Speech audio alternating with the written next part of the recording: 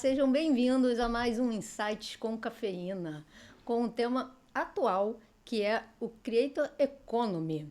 O que ele mudou em 2025? É um mercado que vem crescendo bastante e hoje, aqui comigo, eu tenho o Danilo Nunes, que é o CVO da Frustter. Eu perguntei antes para não errar o nome, espero que eu tenha acertado. Certíssimo. Melhor que até o nosso próprio time às vezes fala. É uma agência especializada em implementação de sistemas criativos com foco em performance, com atuação nacional e internacional, e ele ainda é professor da ESPM e pesquisador de Creator Economy, ou seja, a pessoa perfeita para fazer esse overview com a gente aqui hoje. Sem cafeína não dá. Boa! Super obrigada pela sua disponibilidade, por vir aqui conversar comigo sobre esse tema, que é um mercado, como eu falei, né, que ele vem crescendo em ritmo acelerado. Eu vi uma pesquisa que ele está crescendo em torno de 10% a 20% ao ano no mundo. E a previsão é que até 2027 ele chegue a 480 bilhões de dólares. Então vamos começar, afinal de contas, na prática, o que é o Creator Economy? Legal. É literalmente um ecossistema, tá? Porque quando a gente fala de Creator Economy, é muito fácil a gente pensar de um influenciador de cara. Só que ele é a pontinha do iceberg. O influenciador, o creator, a gente pode passar aqui um pouco pela diferença dos dois, mas quando a gente olha para Creator Economy, a gente está falando de conexões, né? Então, pensa ali que a gente tem de um lado a plataforma, que aí a gente tem plataformas de mídia digital como TikTok, Instagram, mas a gente também tem o Spotify, o YouTube, a gente tem, por exemplo, o 99, a gente tem a Uber, a gente tem várias plataformas como um todo, né? Mas quando a gente pensa de Creator Economy, a gente fala de plataformas de mídia, onde você roda ali um tipo de conteúdo. A gente tem os creators, que estão ali produzindo, seja esse creator com um poder de influenciar a decisão ou não, né? Que aí categoriza ele como influenciador, mas que está ali criando conteúdo, compartilhando. Nós temos as marcas, que estão ali fazendo negócio, querendo se infiltrar nesse meio e utilizar desse ecossistema. E nós temos os usuários. E no meio disso tudo, essa galera conversa com o conteúdo no meio. E ao redor disso tudo, a gente tem as tecnologias, né, que é um papo até que a gente vai trazer hoje. Então, eu não traria Creator Economy de uma forma diferente do que ser um ecossistema, que é justamente toda a movimentação que acontece dentro da produção de conteúdo e todos os tipos de negócio que isso gera. Então, a gente costuma brincar que é muito menos creator e muito mais economy, né? Porque, tá me esticando um pouco, qual foi a última vez que a gente viu que a gente teve uma mudança tão bizarra na forma de que as pessoas geram receita? É verdade. E uma barreira baixa de entrada, se a gente parar para pensar, né? Tem caso aí, vou muito ao extremo, Sim. né? Falar do Whindersson Nunes, por exemplo, que ele começou de fato apontando o celular e gravando, e hoje ele tem uma audiência Enorme. enorme, né? Ele evoluiu, assim, como creator, ele virou um influenciador e virou um empresário, e hoje tem um ecossistema de negócios em volta dele, né? Que é justamente esse... Eu não tô falando de produzir conteúdo, eu tô falando de construir empresa, construir negócio, construir equity em volta da criação de conteúdo, né? Do capital que ele construiu. Ele começou de uma forma e aí foi se estruturando e crescendo. E, inclusive, essa questão que você falou agora é em torno da criação. E a gente sabe que hoje em dia, com a tecnologia, as coisas estão extremamente, infinitamente rápidas. E aí, quando a gente fala de planejar um conteúdo, né? A gente vai pelas fases básicas, eu acredito: planejamento, ideação, produção, aprovação, colocar no ar, analisar métricas, ufa, né? E como é que você consegue pensar, como é que é estruturado isso hoje em dia? Você fazer isso tudo rápido, ter um processo criativo, ter um processo, né, que fale direto com o consumidor, né, que é o DTC, esse mix todo, colocando a criatividade, colocando tempo, colocando velocidade. Meu Deus, como você consegue enxergar isso tudo e manter a relevância, né? Porque no final do dia as marcas contratam para vender. Sim. E dá pra gente entrar em dois caminhos aqui. O primeiro caminho que eu vou é justamente... A gente faz isso todo dia. Assim, processo criativo é a nossa razão de existir. Porque por muito tempo a criação ela foi muito lúdica, né? Você entrar ali e falar, putz, agora eu vou criar essa campanha, vender isso, principalmente as grandes agências trabalhando marca, né? Grandes empresas trabalham muito mais marca e a gente também tem todo um universo de agora de médias, pequenas empresas que, por conta da Creator Economy, por conta desse ecossistema, conseguiram criar grandes negócios dentro disso e precisam de um approach completamente diferente do que essas grandes marcas precisam. Né? A gente atua muito com essa... A Freshter é uma empresa 360, então um braço dela trabalha com branding, falando com essas marcas um pouco maiores, essas campanhas mais lúdicas, enquanto o outro braço, que é o meu, de Creative Strategy, se a gente botar na ponta estratégia de criativos, né? A gente está unindo a criação com o time de performance. Que basicamente a gente entende as necessidades ali daquele líder de growth, ou então do gestor de mídia que está ali por trás, a gente fala, tá bom, quais são as alavancas que você tem agora, dentro da sua conta de anúncios, dentro da sua estrutura, que você vai puxar, que a gente pode criar te ajudando, né? E conectando com a Creator Economy, a gente traz uma complexidade positiva para esse processo, que é o quê? Cara, agora o Creator pode ser o meu braço, uma extensão do meu braço de produção. Por que eu preciso fazer grandes produções e estruturas dentro de casa se eu tenho alguém criativo, com conhecimento da audiência, que pode me ajudar não só a terceirizar, às vezes, uma ideia, como também ser parte da estratégia, né? Ou então da tática ali junto com a gente, né? Tô querendo conversar com o consumidor, ninguém vai no perfil da marca falar, eu gosto disso. Vai pra reclamar. Vai lá pra reclamar. Já foi época, né, de ir direto. Hoje em dia, se alguém normalmente mostra usando, né, se for possível, creme de maquiagem, beleza. E até você falar agora que pode usar o influenciador como um braço, né, para a questão criativa. Isso também acaba tirando um pouco aquela questão do tipo, cara, eu preciso de um mega tempo para ser criativo, eu preciso de meses. Porque antes as campanhas, elas levavam muito tempo. Até a gente não tinha tecnologia, né? Hoje em dia a gente tem bastante coisa que ajuda a gente a evoluir. E, de certa forma, a evolução e criação dos creators, elas ajudam até a tirar o vício lá do papel em branco, né? Quando o peso também dá. Você faz lá o brainstorm, eu acredito, traz a ideia, pega... Na verdade, vocês devem ter alguma curadoria, eu imagino, de influenciador que tenha a ver com o projeto que vocês estão para poder elencar a ideia. Porque, no final das contas, o público tem que fazer sentido com o que você vai propor a essa marca, a esse creator. E aí, a gente falando aqui de... Eu nem sei se é possível, né? A gente colocar um framework na criatividade. Cara, ou se é possível. Essa é a minha missão de vida atualmente, né? Ajudar as empresas a desenhar um framework de criação. Porque foi assim que criou, na verdade, essa nova... Posso chamar de nova profissão? Nem sei se eu posso chamar, mas o estrategista de criação. Isso. Que é o que vai fazer o roteiro... vai talvez sugerir um framework, sugerir o melhor caminho. Como é que funciona essa adequação? Você tá pronta para um pouquinho de história? A história é de 3, 4 anos atrás. Mas é legal, porque quem gosta de saber o que está acontecendo lá fora, no mercado internacional, vai gostar de entender e se depara. Porque a fun fact, acabou que a gente não... você trouxe, né, da parte internacional, mas, assim, 70% da nossa carteira hoje de clientes são empresas de fora.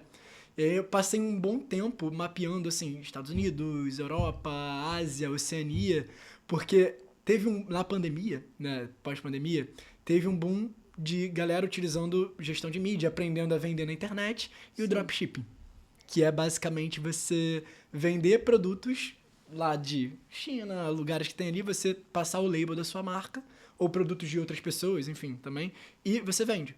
Teve muita gente que ficou muito boa nisso. No ecossistema internacional. E outras pessoas evoluíram e começaram a criar as próprias marcas e produtos. Porque, é mais prático, mais fácil. Elas se viam nesse lugar de preciso ganhar dinheiro na internet, estudavam isso e descobriam. A necessidade. Exato. O que nós não criamos também na pandemia, né? É verdade. Mudou muito a forma de consumir muita coisa. Inclusive, o YouTube aí é uma prova que os shows passaram a ir pro YouTube porque foi uma das áreas mais atingidas, né? A área de eventos. E plataforma mexeu muito nisso. E as plataformas ganharam muito dinheiro nesse momento também, porque começaram a anunciar muito mais. E surgiram muito mais creators nesse tempo, porque a galera começou a ficar mais de casa e ter esse tempo de começar a produzir. Então, meio que foi o momento perfeito pra tá todo mundo anunciando na internet. E aí, o que rolou? Essa galera de mídia, ela começou a ganhar muito dinheiro, começou a entender, só que anunciar na plataforma foi ficando mais difícil. Por quê? O consumidor foi ficando mais exigente, os custos de aquisição foram ficando mais caros, porque tá todo mundo anunciando, Sim. E esse cara percebeu que não consegue fazer tudo sozinho, que é o cara da performance. E aí, quando essa empresa começava a escalar, o que eles faziam? Primeira contratação era alguém de Customer Success. Ou então alguém para gerenciar ali a parte de entrega, enfim, principalmente e-commerce, tá? E a segunda contratação sempre era um Creative Strategist, que é um estrategista ali de criação, de criativos, pensando na peça criativa que roda na campanha. E o que esse cara fazia? Ele dava a mão, dá a mão pro gestor de mídia, pra pessoa de performance, entende toda a performance e fala assim, o que você precisa agora e o que você precisa daqui a pouco para alimentar a sua conta de anúncios, para você continuar vendendo e atingindo audiências diferentes. E o Creator entrou nesse caminho porque pensa a empresa pequena, a startup lá de fora. Por mais que ganhe dólar, pra gente aqui é uma diferença muito grande, mas ele não tem como montar um shooting gigantesco, contratar um ator para fazer. Então ele ia atrás do criador de conteúdo, um criador um pouco menor, e falava, cara, eu preciso que esse roteiro ganhe vida. Eu preciso entender o que esse cara tá fazendo e eu preciso de alguém que faça essa ponte. Então essa cadeira nova que você falou, ela nasceu tipo em 2021, 2022.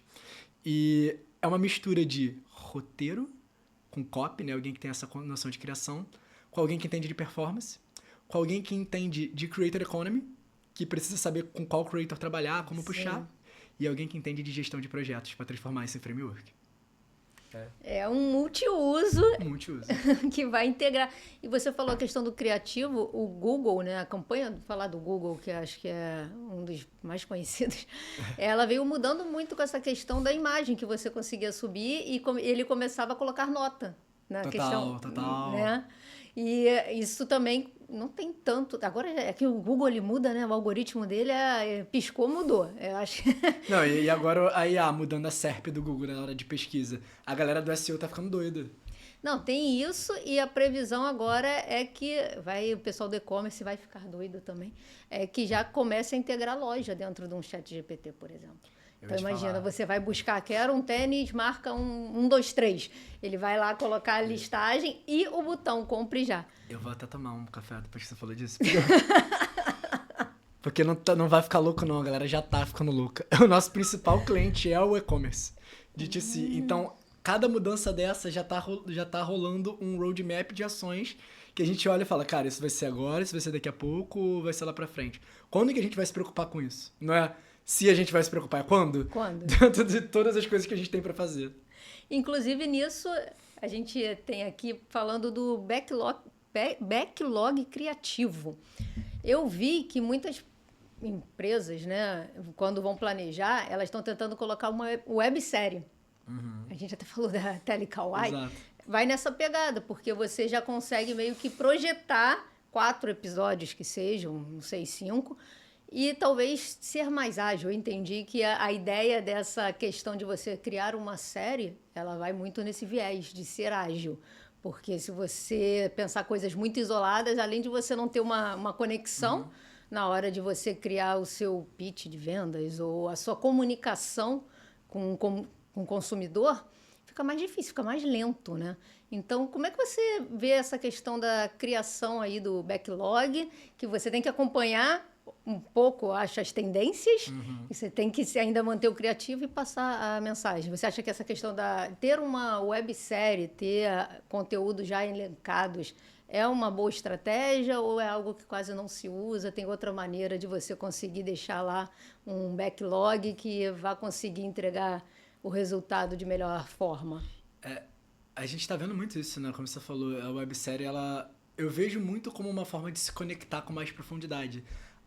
Eu não tô lembrado o nome da empresa agora, eu acho que é aquela empresa de cartão de benefício. Eles lançaram junto com... Quem produziu foi a Carol do Futuro, que inclusive é uma creator. Ela ensina outros creators a fazerem produção de audiovisual mobile. Ela ajudou eles a produzirem uma série que é, tipo, se eu não me engano, é No Escritório, alguma coisa assim, que conta a história de uma diretora da empresa ali que tá implementando benefícios, e aí vem uma nova diretora de RH e fala assim, não, eu vou mudar tudo, e a primeira coisa que eu vou fazer é tirar o cartão de benefícios. E é meio que a história, a websérie dentro daquela coisa da marca, é um branded content, né? Ali jogado pra audiência. Só que eu tenho os meus problemas em relação a isso como backlog, porque aí são 2 papos, tá? O primeiro papo isso é um formato criativo. E acho que uma coisa que as marcas, elas os creators fazem muito bem, aprenderam, mas que as marcas eu acho que ainda estão aprendendo é o quão poderoso é o formato criativo que você comunica. Quando a gente fala formato, a gente está falando, pô, eu vou fazer um vídeo de fundo verde, eu vou fazer um vídeo de entrevista na rua, eu vou fazer um formato podcast, eu vou fazer um formato websérie. Então, quando você acerta no formato, pensando em backlog de hipótese, né, de growth, você vai atrás daquele formato e você reproduz aquele formato de várias formas diferentes. Porque você entende que funciona.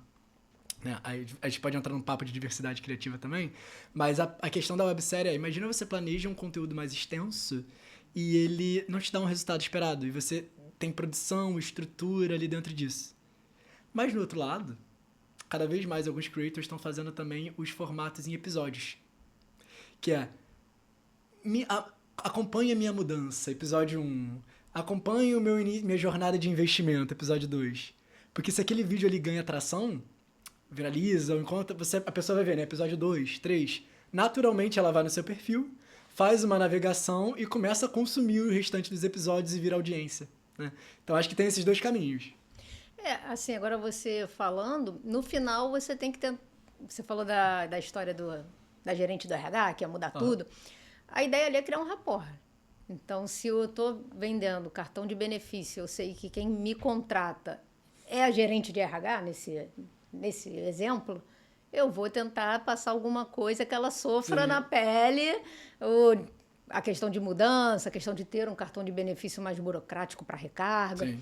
Então, a escolha do conteúdo, ela tem que passar por isso também. Total, curadoria fortíssima. Porque você falou, podcast. O podcast é um mercado que está crescendo também, que obviamente é algo que eu acompanho.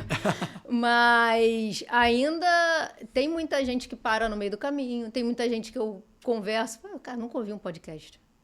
Tá bom, é normal. Então, você sabe que para um certo tipo de público, uma certa até faixa de idade, não vai rolar. Mas se for um pessoal mais novo que gosta de... não, eu vou ouvir, vou estar aqui fazendo isso, vou estar correndo na esteira.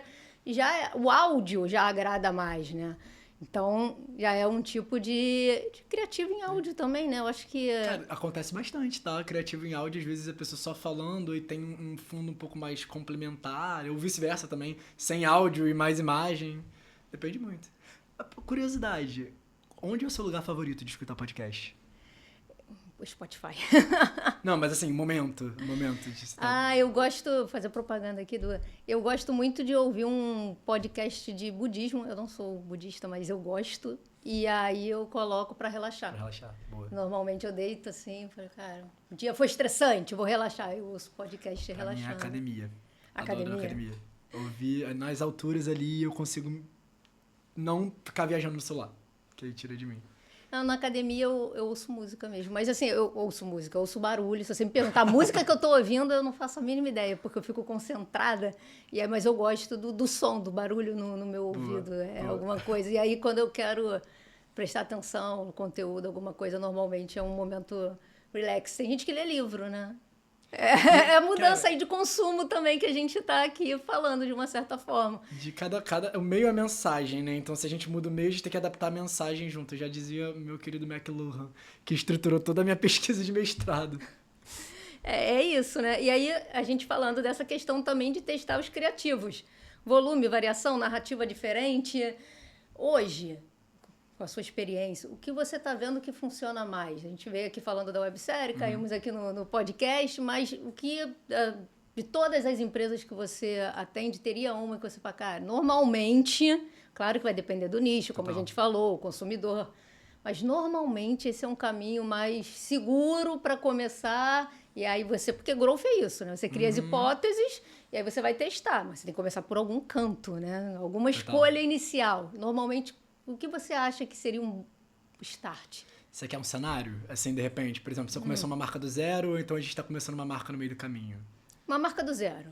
Vamos aqui agora lançar. O pior desafio, mas tudo bem. Cara, uma marca do zero você tem pouco investimento e você não sabe o que dá certo, né?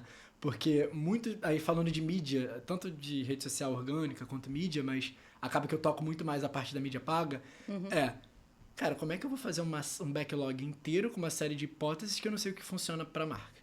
Então, o que a gente costuma muito fazer existem plataformas de espionagem, de anúncio.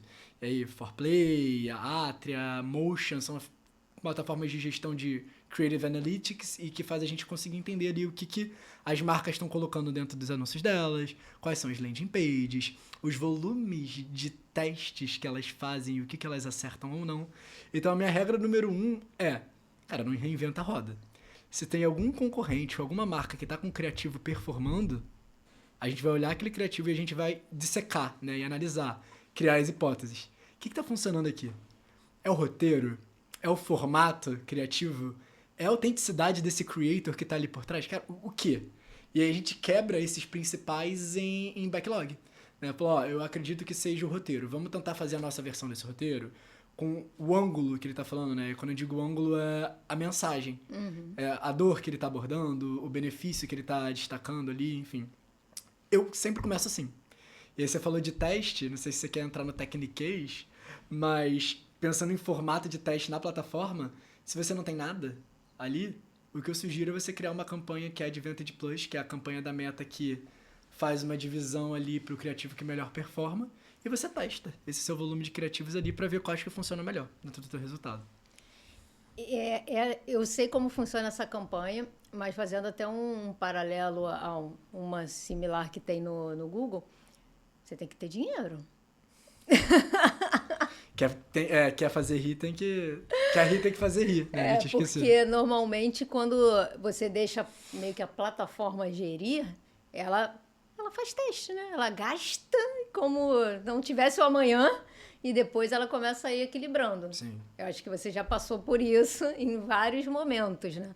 Então, até para fazer e criar as hipóteses, a gente tem que definir ali o orçamento. Sim. O que a gente espera. Eu não sei qual o ciclo que você usa de tempo. Você usa, tipo, 3 meses para... É uma boa pergunta. Quando você vai definir aqui minhas hipóteses, usei lá meu framework para poder elencar, não, olha, a hipótese 1, aí cheguei aqui em conversa com o time, que ela faz mais sentido, vamos pela primeira, aí deixa aqui a 2 e a 3 guardada, vamos testar. Qual a sua recomendação de tempo de teste? Porque assim, nosso cenário aqui, a gente está falando de uma empresa que está começando. Então, a empresa que está começando, ela tem pouco dinheiro e as pessoas sofrem de um mal de querer resultado instantâneo. Às vezes precisa, mas tudo bem. Mas né, é quase, Total, né? Tem total. que ter o seu tempo de maturação. E o quanto tempo você... Olha, essa aqui, combinei aqui com você, Danilo, a gente vai rodar o teste. É a nossa primeira hipótese, porque a gente analisou usando as ferramentas, a gente viu que teve um volume bom, uma boa aceitação de mercado, então nós vamos testar por quanto tempo? Eu amo, porque essa é a conversa que contratam a gente pra ter. Muitas vezes, assim, analisar a conta e falar assim, cara, o que você sugere? Porque a gente trabalha principalmente com e-commerce. É uma metodologia que funciona muito pro direct, porque a jornada ela é um pouco mais simples, porque você, claro, cada produto tem uma jornada, mas você consegue mensurar a venda, né? Então, se você faz isso para um B2B, a complexidade ela é outra. Lógico que a gente precisa, dá para fazer um depara, mas a complexidade é outra. Qual é a grande coisa, tá? Na questão de volume de teste, fazer estilo de campanha. Se você escolhe uma campanha dessa, um estilo Advantage, enfim, ela só vai gastar se o criativo for bom. Tá? E você vai definir se aquilo ali for bom ou não, no sentido de se ele está trazendo resultado para você. Aí vai muito da empresa entender o que ela quer no início, né? Se você é um e-commerce direto e você quer resultado na hora, você vai fazer criativos que a gente chama de um pouco mais direct response, que é justamente eu quero te incentivar a ter uma resposta direta ali. Então esse criativo geralmente passa pelo funil completo, que começa ali com uma dor, te apresenta, define aquela dor mais, mostra um personagem, apresenta o produto, quebra a objeção, bota a prova social, te mostra a promoção, faz tudo ali e geralmente vende. Ou então a gente pode fazer uma VSL, que a gente chama de Video Sales Letter, que é um videozinho um pouquinho maior, que a gente pode rodar tanto na plataforma, quanto na página de destino, às vezes é um anúncio que joga pra lá. E muita marca começa com isso porque ela consegue ter uma resposta mais clara do que funciona ou não. Em vez de começar a pensar, tipo, não, agora eu quero uma campanha topo de funil para trazer novos usuários baratos e uma campanha promocional para converter. Em vez de jogar essa complexidade, tem marca que começa a escolher por esse caminho, que é o que a gente geralmente faz. Se estou começando do zero, vamos montar um criativo que tenha uma possibilidade de escala, né? Fale de um assunto que seja mais aberto, mas que também a gente dê todas as ferramentas que ele tenha para converter. E aí, pensando em hipótese, a gente vai olhar o que funciona, né? A gente vai listar. E geralmente a gente vai lançando esses criativos para batalhar nessa campanha de AdPlus. E o que é muito legal... Aí, se você deixar, eu vou embora aqui, hein? Não, tá ótimo. Que é... Eu tenho um mantra. Um mantra que isso se fala muito lá fora, eu trago pra cá. Que é... Creative is the new segmentation. Porque basicamente cara, o criativo agora segmenta a campanha. Os dias de você entrar na plataforma e ficar botando 40 mais, mulher, que mora em tal lugar, com interesse... Esquece. A inteligência artificial da Meta, das plataformas, se desenvolveu ao ponto de a peça criativa conseguir fazer essa distribuição. O próprio criativo, a Meta entende se a pessoa que está do outro lado, ela está no momento de compra, se ela está no momento de descoberta, se ela está no momento de exploração, que é avaliar, e eles conseguem direcionar de acordo com o objetivo que você botou. Lógico. Interessante. Se um negócio local, não dá para fazer isso. Mas... Você falou a questão de ter um criativo que passe por todas as fases, né? Isso seria... Até uma pergunta aqui que eu fiquei curiosa.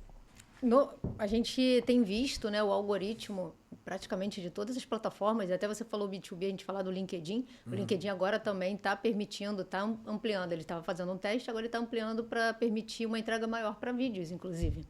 Então, até o LinkedIn vai por esse caminho. Quando você falou um criativo que conseguisse passar por todas as etapas, a primeira coisa, meu top of mind foi vídeo. Mas tem como fazer com carrossel, com alguma imagem estática, essa questão dessa campanha? Porque carrossel talvez, né? Que a pessoa vai passando, mas a gente já sabe que não passa do terceiro slide normalmente. Sim. Tanto que tiveram algumas... Agora acho que já acabou um pouco, mas nas Instagram, principalmente, ao invés de colocar lá no final, né, clique, compartilhe, estava colocando no terceiro, porque sabia que as pessoas dificilmente chegavam no quinto. Já fiz muito né? isso de botar. Agora acho que diminuiu um pouco, mas já teve muito esse hype. Quando você fala de ter um criativo para segmentar e ele fazer todas as fases do processo aí do nosso funil tradicional de marketing, você fala mais de vídeo ou é possível realmente ainda usar em estático? É vídeo. Assim, de quase todas as contas que a gente trabalha, o vídeo ele mexe muito mais o ponteiro. Porque é um ponto de profundidade maior de relacionamento com a marca, você consegue contar a história melhor, né? E também tem essa questão do consumo rápido, né? Sim. Quando eu vou... Como eu falei, né, eu uso o TikTok praticamente pro podcast. E aí, mesmo colocando os shorts, né, os vídeos o que aceita lá de 1 minuto, 1 minuto e 30, já é muito 1 minuto e 30. Pro TikTok eu tenho que colocar algo bem 40 segundos. E o Instagram agora bloqueou Reels mais de 3 minutos. Agora não, né? Mas eu achava que isso já tinha caído, Reels de mais de 3 minutos não poder subir. Eu fui fazer um papo, fui botar um vídeo de 3 minutos e meio e eu não conseguia subir. Eu falei, pô, planejei tudo aqui. Vai ter que... Aí, série 1, série 2, ó. Aí já botei tá definindo. 1.2. Exatamente. Aí virou justamente isso, que é o Creative Takes. Aí eu falei, pô, comecei com um, vou fazendo o outro. E acabou que foi bom, mas... seguiu. Já criou uma série sem querer criar, né? Sem essa intenção inicial. A tua provocação lá foi muito boa, do estático, porque eu acabei esquecendo de mencionar uma coisa. Que, hoje a gente tem muita inteligência artificial para criação. Sim. Isso é obrigatório estar dentro do nosso processo, principalmente que a gente precisa de volume também, além de qualidade. E para pensar, qual é a forma rápida de você testar uma mensagem? Um estático. Sim. Se você tem muita hipótese, como você falou, mapeei, fiz um processo de pesquisa e eu tenho 15 hipóteses, 15 mensagens que eu quero validar. Será que você precisa fazer 15 vídeos e ter o esforço de produção, edição? Ou você pode fazer 15 estáticos, ver qual deles tem um CTR maior, ter uma resposta maior e melhor, até qualitativamente, para ver, tá bom, agora eu vou expandir essa mensagem para um vídeo. Vou transformar essa mensagem num gancho de um vídeo. Então, isso é importantíssimo também para a fase inicial. Foi bom você ter comentado sobre isso. E até você falou agora de métrica. Vocês medem também com as métricas, digamos, tradicionais do marketing, né? O clique, impressão, conversão.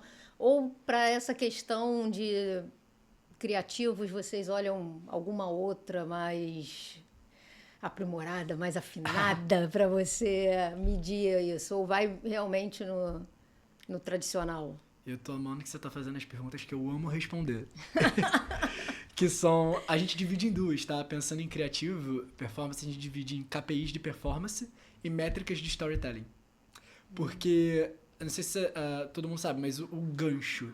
Um gancho ali, os 3 primeiros segundos de um vídeo, né? Sim. Que chamam a atenção e pegam. Existe uma métrica que a gente usa que é a taxa de gancho. Que é, de todo mundo que viu material, quantas delas assistiram os 3 primeiros segundos do vídeo. Né? E essa taxa de engancho mostra pra gente o quanto a gente tá sendo bom em chamar a atenção do usuário. Que não interessa se o vídeo é incrível se ninguém assistiu o início. Só que eu vou otimizar o meu criativo porque ele tem uma taxa de gancho alta? Não vou. Porque às vezes eu chamei a atenção, é um clickbait e o cara não comprou no final das contas. Né? Então, os KPIs de performance, eles dão pra gente o direcional de o que a gente vai otimizar, o que tá funcionando, e as métricas de storytelling, elas dizem pra gente se a gente tá sendo efetivo em contar aquela história bem. Né? Que seria, no caso, a conversão no final. Desculpa, acabei que eu não trouxe, eu botei os nomes aos bois e não dei os pontos, né? Os KPIs de performance, o que a gente geralmente olha? Naturalmente, um ROAS como balizador da campanha, que é uma coisa, uma métrica que dá um retrato de tudo, né? Aí o ROAS a gente pode dividir em CPA, que é um custo de aquisição ali de tudo. A gente geralmente define o CPA e gosta de otimizar, que é o quanto eu tô gastando para adquirir aquele cliente. Eu tenho um teto, né? Se eu já pago mídia, eu já pago produção, eu já pago envio. Então, se eu bater aquele CPA, eu não posso, tá dando ruim. A gente também tem o AOV, que é o ticket médio. Tipo, quanto eu tô vendendo em média com aquela campanha. A gente tem o CPC, que é o valor do custo do clique. E a gente tem também, posso colocar dentro dessa área, o CPM, que é o custo médio por 1000 visualizações. Quanto menor, melhor, né? Porque eu tô conseguindo distribuir para mais pessoas por um preço mais barato. E até voltando aqui para o nosso cenário, a gente está falando de uma empresa que está começando, que obviamente quer resultado, como todas. O quanto você, nesse mix todo, olha, para Ads, separa aí uma empresa, sei lá, vamos colocar aqui, né? Porque vai depender, você falou de e-commerce. Estou aqui querendo lançar o meu e-commerce para vender caneca. Quanto você pensaria de, olha, vou fazer aqui teu planejamento. Boa. A gente vai aqui pegar, olha, nossa hipótese 1, para ela nós vamos rodar, né, por 3 meses, mas pro Ads, em diversas frentes, você tem que separar no mínimo 10 mil reais, 15 mil reais, 20 mil reais. Depende da sua escola. Eu gosto de brincar disso, né? Como é que você testa? Depende. Tem gente que segue uma regra que é, eu não posso investir menos de 3 vezes o custo do meu CPA, porque senão não faz sentido. Né? Tipo, pô, meu custo de aquisição é 50 reais para comprar essa caneca. Eu vou investir 70 numa campanha e não vou testar nada. Eu não tô dando o chance do algoritmo distribuir. Então tem gente que usa para essa regra, tem gente que usa um budget diário. Um investimento, desculpa. Eu juro que eu tento não fazer um anglicismo, mas os clientes são inglês todos os dias. Você tem um investimento ali para aquela campanha, um orçamento, você joga ali uns 200, 300 reais por dia e ela distribui. Funcionou, não funcionou. Então depende muito da tua escola. Eu não gosto de testar nada menos do que pelo menos 200 reais por dia. Eu acho que não é eficaz você ter uma distribuição menor do que essa. Mas eu não sei se isso é muito parâmetro, porque as empresas que a gente trabalha, esse nível de sofisticação de processo criativo, são empresas que precisam investir no mínimo $500 mil por mês. Porque cria uma complexidade na hora de você fazer essa estrutura. Eu acho que não é o papo de quem está começando, por exemplo. Mas uns 2 mil, você já consegue fazer uma estratégia de entender o que funciona, sabe? De tirar pelo menos o insight ali da plataforma. Eu perguntei isso porque, às vezes, para você justificar, né? Olha, não, eu vou gastar aqui 2 mil reais, mas não necessariamente você vai ter resultado, porque a gente está testando ainda. A gente quer entregar resultado, mas... Até porque não tem como prometer o resultado. Essa é uma coisa ainda que eu vejo como uma barreira. Foi até papo de um outro podcast. Você vender a estratégia e as hipóteses, a questão de growth, que você se baseia muito em hipótese para crescimento, você tem que ter ali a pessoa bem comprada com você, né? Porque se ela duvidar de alguma coisa, ficar colocando muito empecilho, a coisa realmente não vai andar. Porque aí você vai ter que, vamos supor, diminuir a sua capacidade de investimento, aí o resultado não sai como esperado, e fica aquele ciclo, né? Que não é um ciclo... Você tem que ficar justificando tudo o tempo inteiro. Não é um ciclo produtivo no final das contas. E você falou da nossa querida inteligência artificial, que ela ajuda, obviamente, a ganhar velocidade, produtividade, coisas que a gente já sabe, né? Mas na produção criativa, Porque hoje em dia você joga lá num ChatGPT que... Ah, não, cria aqui meu criativo para o Instagram. Aí ele já sincroniza com o Canva, já te dá a arte pronta, já faz uma coisa que não necessariamente vai dar resultado, mas ele tá ali te ajudando de alguma forma. Nessa produção criativa, ele está realmente ajudando ou ele acaba atrapalhando porque as pessoas acabam, não, você vai fazer isso? Eu vou jogar aqui, ó, vai me dar um resultado. Pode jogar ali, né? Eu queria tanto clicar aqui e aparecer o PPT que eu uso geralmente na minha apresentação pra galera ver que a gente justamente mapeia o processo criativo, essas etapas que você citou logo no início, né? E a gente bota, tá bom, onde a gente pode enfiar a inteligência artificial aqui? Né? Aí eu acho que vamos fazer até um jogo aqui, se você quiser. A gente pode ir passando pelas etapas, eu vou te contando o que a gente encaixa, né? Porque eu acho que a primeira parte do processo criativo é pesquisa. Sim. A gente precisa entender, fazer um deep dive, e essa pesquisa ela não acaba na primeira vez que a gente faz, né? Porque eu sempre brinco que se você tá sem ideia é porque tu não pesquisou direito. Cadê o benchmark, né? Cadê o benchmark? E como se o benchmark é eterno, né? Porque o seu concorrente, a galera tá postando todo dia, tá fazendo todo dia, anunciando todo dia.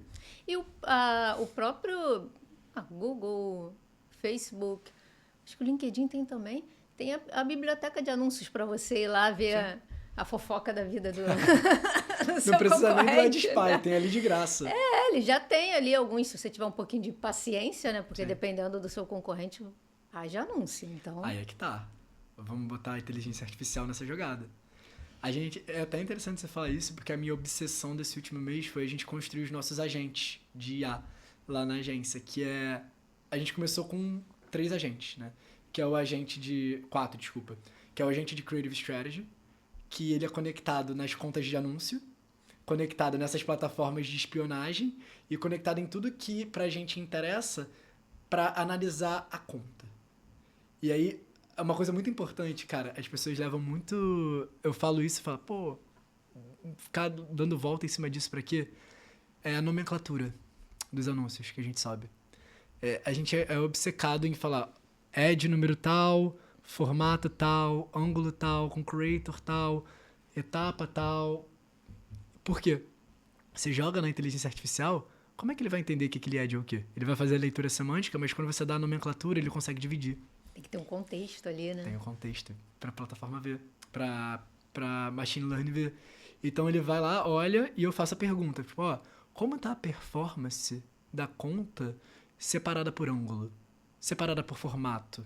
O que você me sugere fazer levando em consideração o formato que a gente tem tal, que está funcionando melhor? Qual creator que está performando melhor? Por que você acha que está funcionando isso? E esse agente ele dá pra gente uma visão da conta. Se eu tenho alguma deficiência de formato, o que eu posso testar ali pensando em diversidade criativa, que é diferente formato, diferentes creators, diferentes ângulos, e performance.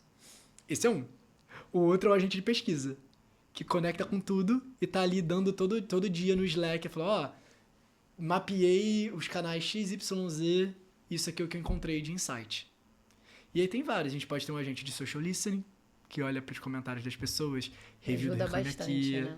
Total. Ajuda bastante. Eu normalmente, você falou, B2B é outro viés. Eu trabalho exatamente com esse foco, né? Com B2B. E ainda para serviços. Eita. Adorei o eita. Eu já tive lá. Antes de entrar no e-commerce, eu era muito do B2B. A gente sabe no final o pessoal fala, você vai estar no final vendendo para pessoas, mas é outra pegada, sim, é outra linguagem.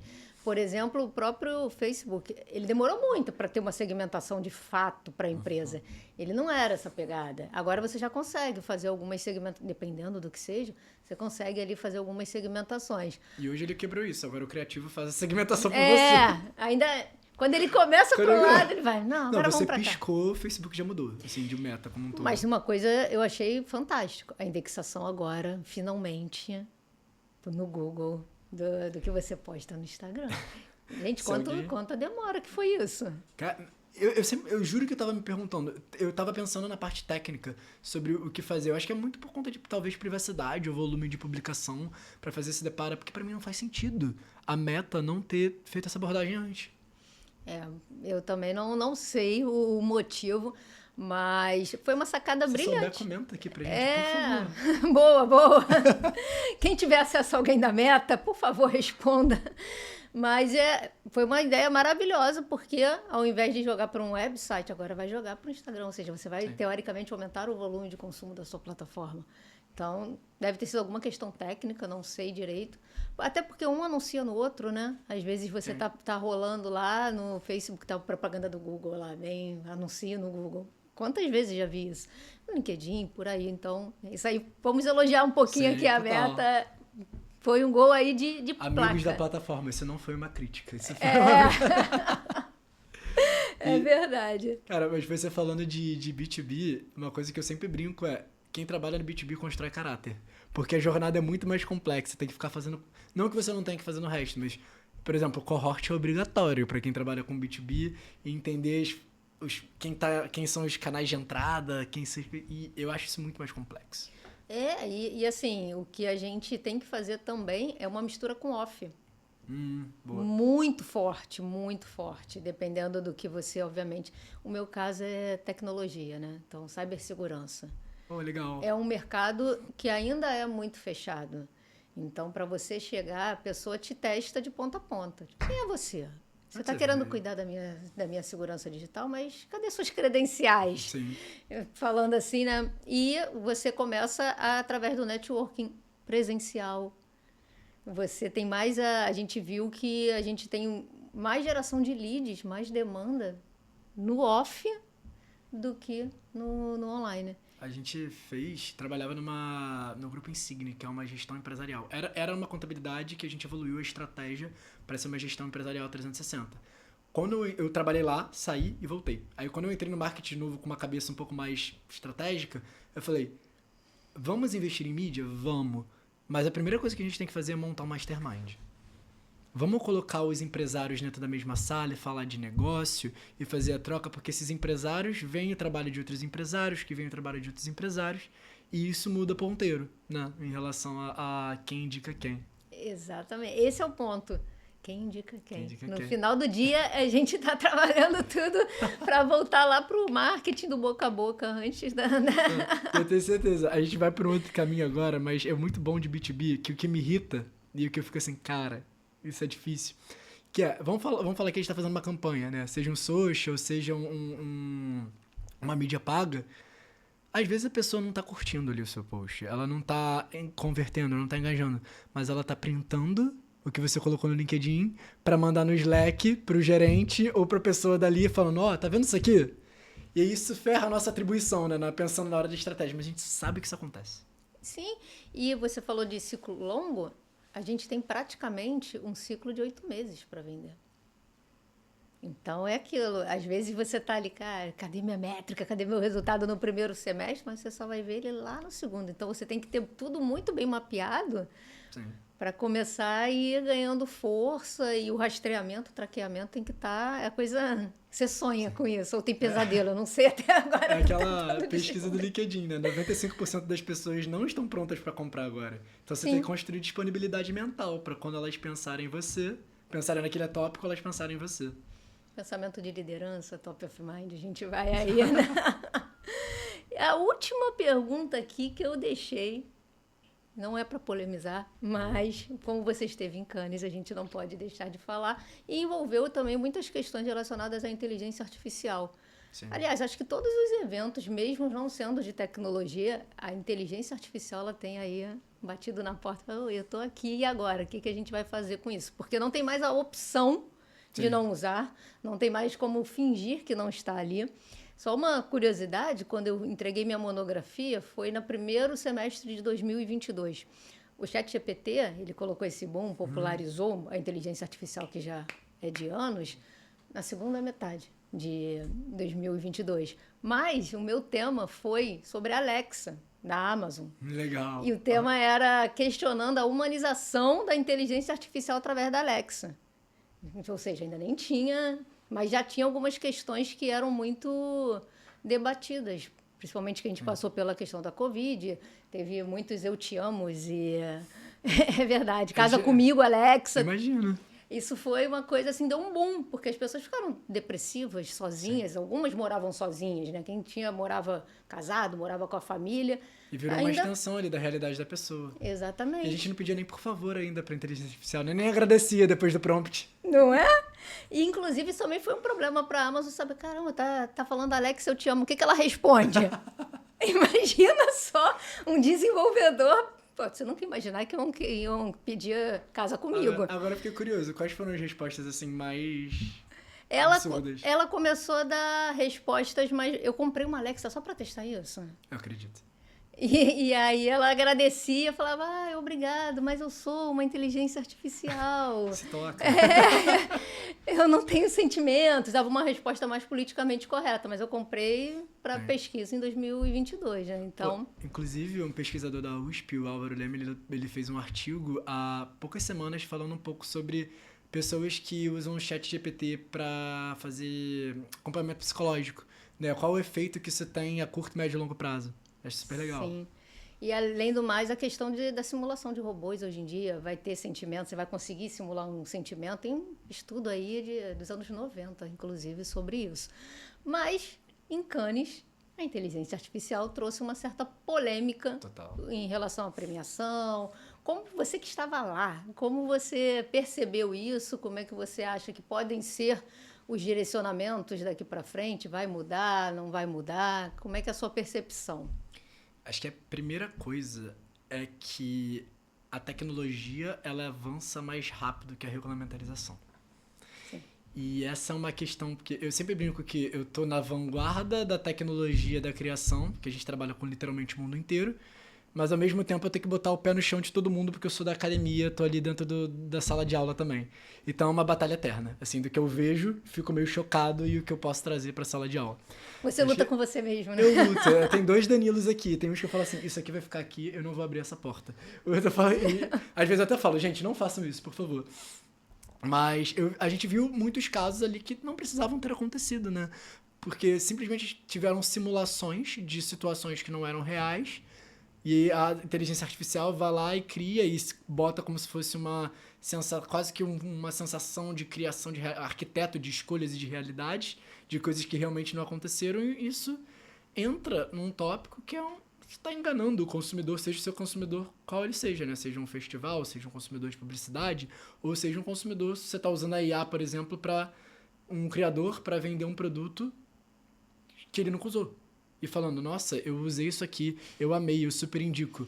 Isso é crime, né? Se a gente parar pra pensar na ponta do lápis, você tá enganando o seu consumidor. Seja ele alguém que compra o seu produto, ou seja ele alguém que consome ou premia a sua propaganda, né?